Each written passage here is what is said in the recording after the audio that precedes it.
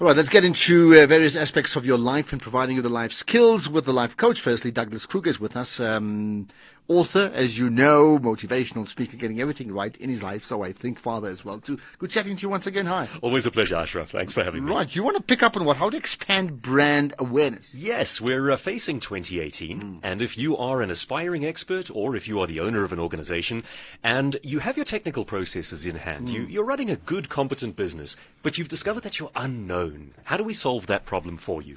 And I've got a handful of ways in which you can increase your visibility and increase brand awareness in your community.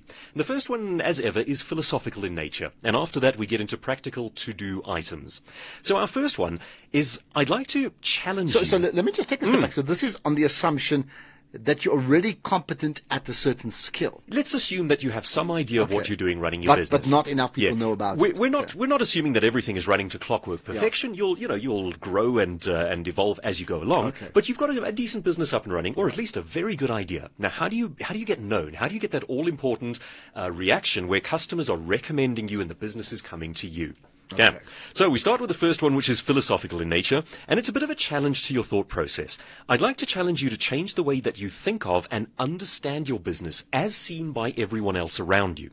Because the danger to spending a lot of time working within the business is that we understand the processes, we've been tinkering with how it works, and we lose sight of how it looks to the outside world. A business must have a personality. And there's a business imperative to that one. So if our goal in this discussion here is to amplify your brand, that cannot mean amplifying a large factory or a corporate office block. There's got to be something there.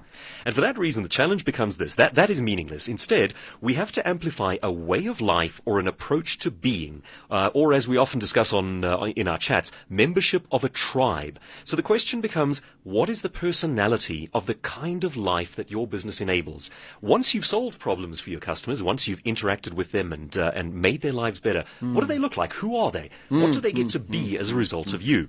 And the answers are very different according to the different brands. If you are, for example, Apple, and you're asking who are we, who is our brand, that's going to be a very different answer to say the people who drive Harley Davidson.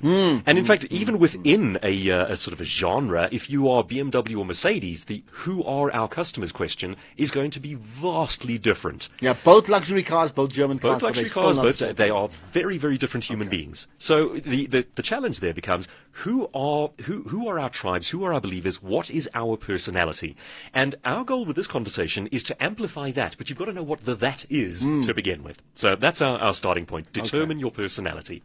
Right, our next steps then are much more practical. They're to-do list items, and they're all about activating that personality, taking it on a roadshow, backlighting it, and making it come alive in the public consciousness, doing something with it. And the first one, and you've probably seen a lot of brands do this, it's a very clever, very simple thing to do, is to host a community upliftment initiative. And I've seen, looking around at the various groups that I work with or interact with or the brands that I observe, one group that I think does this particularly well is both Spar and their subsidiary Spar Build It. Now, they are incredibly good at looking at their immediate community and saying, what are the needs, what do we need to grow here, and so forth. And I was at one of their conferences a while ago where they said, the leadership was saying, you cannot overestimate the importance of caring about and getting involved in your community. And they do simple things that actually have a very big impact on life in South Africa. For example, they will do things like sponsoring soccer tournaments for the youth, but that filters all the way into our national teams. So you're not just doing something that's kind of disingenuous for fun. You're doing something that fundamentally alters lives. And I think that's absolutely fantastic. Okay. Penguin Books do it as well, and they under-publicize this one for my money. I think they could shout about it more. Okay. They do things like they will give away books to rural literacy groups and try and uplift children, women, people who are trying to read in rural communities and so on. And like I say, I don't think they shout about it enough. Well, I don't know much about it, so maybe you're absolutely right. Yeah, okay. Excellent thing to do. Next one? Yeah, so that's uplift community thing. The next one is host a or rather, sorry, champion a cause.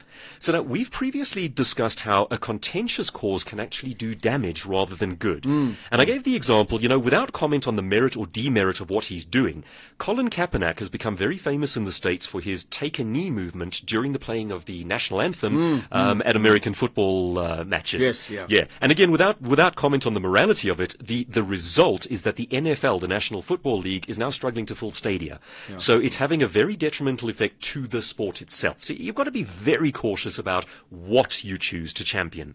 But there are some very obvious links. So, for example, let's say you're a financial planner. Whether you're an individual expert or you are a financial services group, there's a very obvious answer there, which is we have a lot of people living in poverty. And if you have answers to that, put on a roadshow, give away information, and it mustn't be advertising. It must be good, solid value that raises people up. How to start a successful business, because you know the ins and outs, you know what goes wrong with startup businesses and so on. Share the information and get it out there for free. So champion a cause and make sure that the cause fits with who you are and with what you do, and preferably not something too controversial. Okay, got that. Next one, and this is very relevant to us now as we talk about things like 16 days of activism against gender-based violence, is to look around you and say, what is an urgent issue that is inherently good, that has relevance, and that you can give some kind of a contribution to? Now, your contribution does not have to be financial. You don't necessarily have to do something as grand as a roadshow or, give away millions of rands, anything like that. Do you have some ideas that can lead the discussion forward? Based on what you've learned as an industry expert, as an organization that's been growing over time, what have you seen, what have you observed that you can contribute to the conversation? And then you need to actually volunteer that information to the media in the form of interviews or articles or whatever the case might be. You can volunteer it. You must volunteer it. There's a tipping point, and we've discussed this one before, where you start off by going to the media and you start off by volunteering your ideas, your thought leadership, and so forth.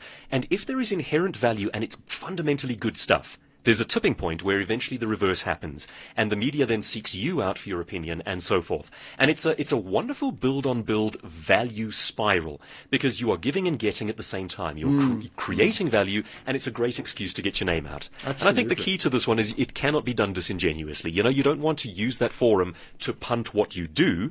Let the people who introduce you mention what you do. What you do for your own part is share excellent value and guide the way forward. So it actually is. It's a form of caring that leads to your own prosperity. And I think there's something kind of beautiful about that. Well, absolutely. Okay, we're going to wrap up unless there's something more you have to say. Yeah, final one, it's a very simple thought, is produce and share content that meets two criteria, useful and entertaining. Whether that is articles, videos, whatever the case might be, get your ideas out there. And the more you do so, the more you become the name at the end of the sentence. I've certainly shared some of your things on Twitter. Oh, thank you. Well, much appreciated. So is that what you're talking about? Exactly. You find something that's find useful a problem, and give you value, just push it out, even if it's not yours. Make it. It really should be yours. Take the best ideas, your own observations, your own insights, share them as broadly as you can, and don't forget to be entertaining. Because there again, we get so stuck in the business side of things, we forget to present personality. Mix those two, the value and the personality, give them away for free, you become the name at the end of the sentence. I'm going to put a video clip about how to get interviewed on radio or TV, and I'll just suggest it and see that'll help you people as a listener, by the way. Right. Douglas, as always, thanks for your time, and you're going to tweet all that information to us as well. Always and post it on Facebook too, so we can share that to Douglas Kruger, and get his many books indeed. Right. We're going to have another aspect around